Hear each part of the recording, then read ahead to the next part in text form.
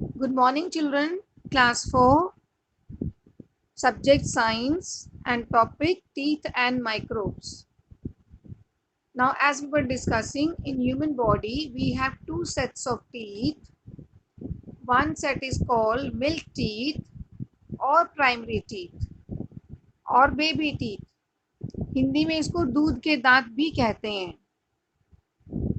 और ये 6 months का जब बेबी होता है उस समय ये दांत निकलने शुरू हो जाते हैं. जनरली उस टाइम मैक्सिमम बच्चा दूध ही पीता है ना, छोटा बेबी. इतना छोटा बच्चा कोई छोले भटूरे, पास्ता और मैक्रोनी और हलवा पूड़ी ये सब तो नहीं खाएगा ना, तो इसीलिए इसको बोलते हैं मिल्क टीथ.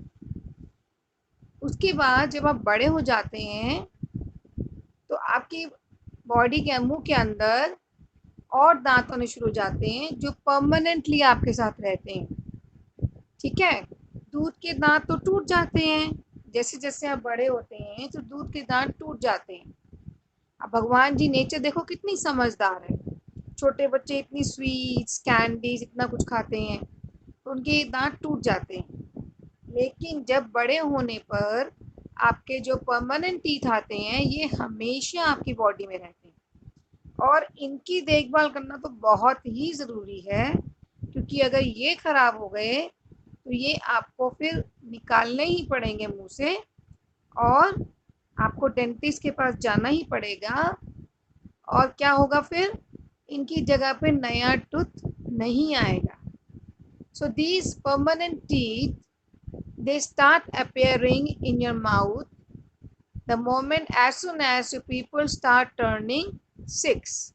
यानी कि जब आप फर्स्ट क्लास में आते हैं, फर्स्ट सेकंड क्लास में आते हैं, उस समय आपके मुंह में जो दांत आते हैं वो परमानेंट टीथ होते हैं. जैसे जैसे आपके मिल्क टीथ टूटते जाते हैं तो उनकी जगह पर आपको परमानेंट टीथ आते जाते हैं. Now so all of you must take care of this permanent teeth, right. और टूटने के बाद फिर नकली दांत ही लगाना पड़ेगा. Now let's find the difference in details in milk teeth and permanent teeth. As you can see, the milk teeth, which are also called deciduous teeth or temporary teeth or baby teeth, they start appearing when the child is of 6 months of years of old and appear between 6 to 24 months. यानी कि जब बच्चा 6 महीने का शुरू होता है तब से लेकर जब तक बच्चा 24 महीने का, यानी कि देखा जाए तो 12 मंथ्स का 1 ईयर. ठीक है, तो 24 मंथ्स मतलब 2 ईयर्स. 6 महीने से लेकर 2 साल तक के बच्चे के मुंह में जो दांत होते हैं वो दूध के दांत होते हैं, बेबी टीथ होते हैं. ठीक है, और ये बहुत छोटे भी होते हैं साइज में और कमज़ोर भी होते हैं क्योंकि बच्चा उस समय इतनी हार्ड चीज़ें नहीं खाता है. और ये टेम्पररी भी होते हैं. अब इनमें से टाइप्स कौन कौन सी होती हैं, आपके टीथ के टाइप्स मैं आपको डिटेल्स में बताऊंगी. तब मैं आपको इसके बारे में, इस टॉपिक को हम दोबारा फिर से लेंगे. डिफरेंट टाइप्स ऑफ टीथ जो हमने अभी तो हमने शुरू करा है ना, परमानेंट और टेम्पररी टीथ के बारे में. अभी I have not taught you about molars, premolars, incisors and canines. That I will be doing in my next video.